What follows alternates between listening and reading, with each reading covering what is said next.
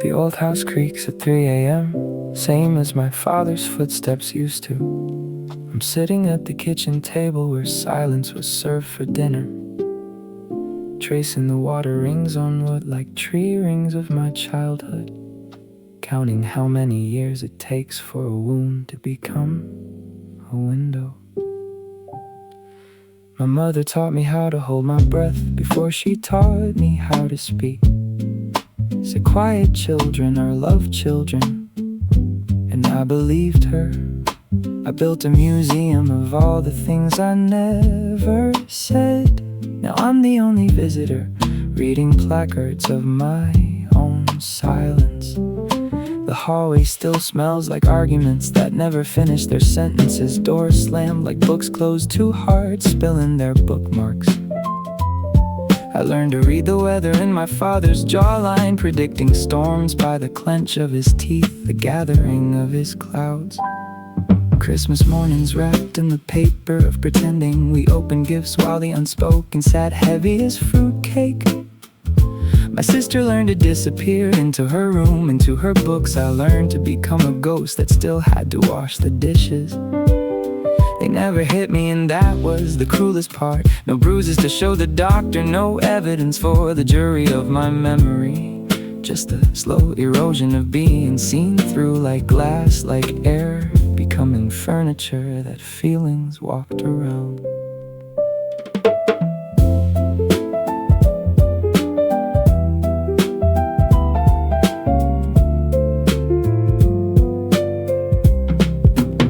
I spent my 20s in therapy's waiting room, reading outdated magazines, learning words like boundaries and narcissists like they were spells, hoping if I named the shadow correctly it would lose its power. But shadows just get longer when you shine light on them at noon. I wrote letters I'll never send, burned them in bathroom sinks, watched the ashes swim down drains like black snow. Anger became my favorite coat, tailored perfectly to my frame. I wore it so long, I forgot what my shoulders felt like without it. But lately I've been wondering about their own unloved kitchens, their own fathers who never learned the language of tenderness. Hurt people hurting people, not as excuse, but as explanation. A family tree with roots tangled in soil that was never watered. What if forgiveness isn't forgetting, but finally understanding? Not it's okay, but I see why you couldn't be okay for me. What if mercy is just truth wearing softer clothes, and I'm tired of carrying this weight I never chose to pack?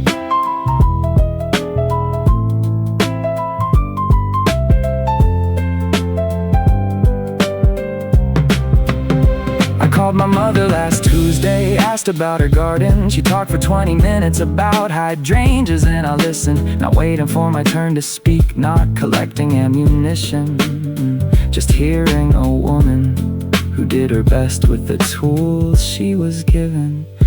My father's hands, I realized, were always working on cars, on houses, on anything that didn't need him to say, I love you. He showed care and fixed things and running engines and roofs that didn't leak. His vocabulary of affection was just smaller than I needed. So here's what I'm learning about the architecture of forgiveness. It's not demolition, it's renovation, keeping the structure, changing the purpose. The old house still stands, but I've opened the windows. Let the musty air of yesterday finally find somewhere else to be. I'm not saying it didn't matter, I'm saying it mattered, and I'm choosing to stop letting it matter more than my own becoming. They were the first chapter, not the whole book, and I've got so many pages left to write in my own handwriting.